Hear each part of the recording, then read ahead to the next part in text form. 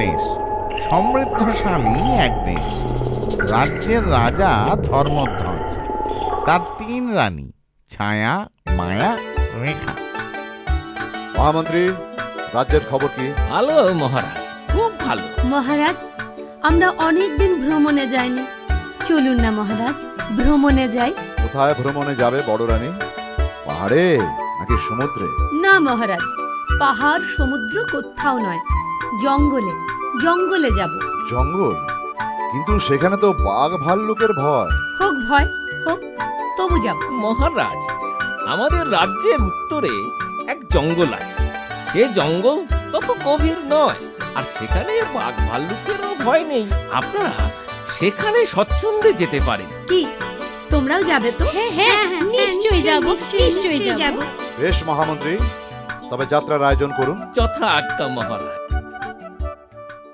এরপর রাজার কথা মতো মহামন্ত্রী যাত্রার আয়োজন করলেন। সুসজ্জিত হলো রথ। রাজা তার 3 সহধর্মিণীকে নিয়ে বের হলেন ভ্রমণে। দেখুন দেখুন মহারাজ, কি সুন্দর প্রজাপতি।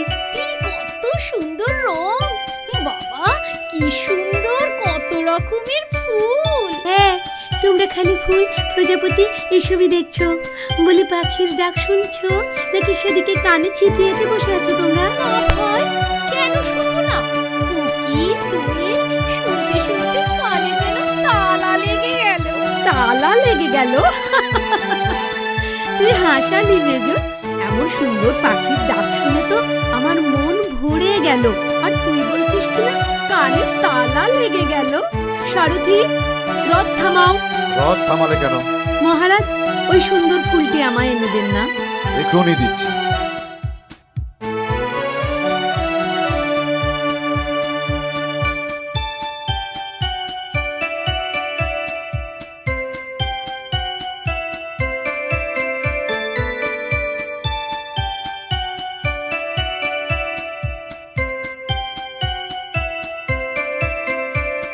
বাহ, সুন্দর, অতি সুন্দর। মাগো, পায়ে কি ব্যথা! ও মারে, বাবা রে! সারথি, রথ ঘোরাও। উহ, আহ, মা গো, বাবা গো। রানীর পা ভেঙে গেছে বোধহয়। হ্যাঁ, সে কি? তবে উপায়? বিশ্রাম, 3 মাস সম্পূর্ণ বিশ্রাম। মহারাজ, সে থেকে এক ওস্তাদ গাইয়ে এসেছেন। শুনেছি তার সঙ্গীত, বিশেষ করে রাগ সঙ্গীত, খুব খ্যাতি। চলুন চলুন, তার গান শুনতে চলুন। হ্যাঁ মহারাজ, চলুন চলুন। কিরে ভাই, যাবি তো? মহারাজ, আর আর না করবেন না, চলুন চলুন। বেশ, তোমাদের যখন ইচ্ছা তখন চলো। ওস্তাদ, এবার তবে গান শুরু করুন। হুকুম মহামন্ত্রী।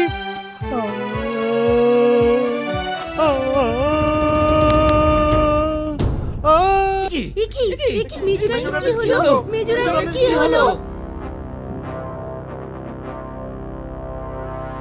কিরকম বুঝছেন কবিরাজ মশাই? আঘাত, অতিশয় গুরুতর আঘাত। হ্যাঁ, কি আঘাত লেগেছে আমাদের মেজরানির?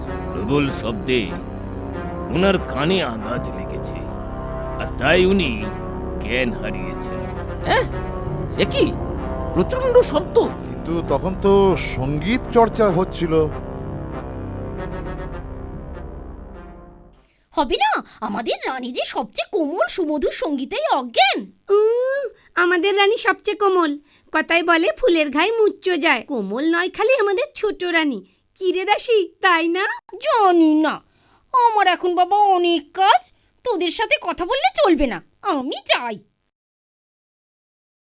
মহারাজ, চুপচাপ বসে কি ভাবছেন? কত কি ভাবছি রাজ্যের কথা, রাজ্যের প্রজাদের কথা। আর আমরা আমাদের কথা ভাবছেন না? ভাবছি না আবার? নিশ্চয়ই ভাবছি। দেখো না কি সুন্দর জ্যোৎস্না উঠেছে। চলো বাগানে যাই। চলুন মহারাজ। বাহ, কি সুন্দর জ্যোৎস্না, বড় সুন্দর লাগছে। মা গো, জ্বলে গেল, পুড়ে গেল, জ্বলে গেল, পুড়ে গেল।